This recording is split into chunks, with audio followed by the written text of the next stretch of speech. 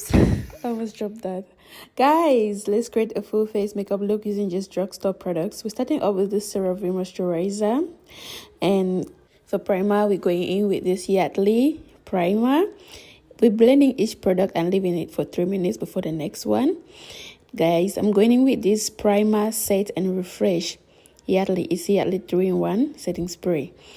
To just set that in before I go in with my products, I start by doing my brows. I use Essence Camouflage Matte Concealer. If you know, you know, this concealer doesn't crease. It's so good, guys, and it has a nice coverage.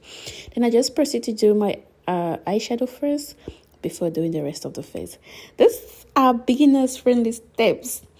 I don't advise beginners doing full face before eyeshadow. I just prefer, like a beginner, you start with the eye area, then face. Now this is Glow Booster from Essence, and then I go in with Essence foundation. This is Stay All Day 16 Hours Wear, and I blend it in with this foundation brush using dapping motions, no swiping, guys. Dab, dab, dab. And I proceed to highlight with this Essence Camouflage Matte Concealer, and I blend it in with a powder puff. Guys, if I'm not using the powder puff to blend my highlighted areas, I start up with the brush and I even it in with a beauty blender.